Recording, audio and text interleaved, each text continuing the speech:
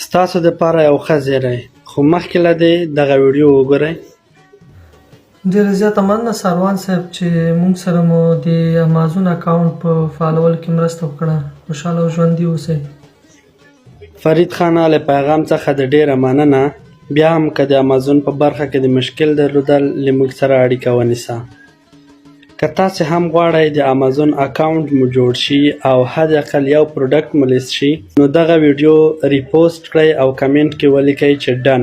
راتلونکې اونۍ به موږ یو ګټونکی انتخابوو، هغې ته به د امازون اکاونټ جوړوو او حد اقل یو پروډکټ به ورته لیست کوو ترڅو پوه شي چې په امازون کې څه ډول اکاونټ جوړیږي او څه ډول پروډکټ پکې لیست کیږي.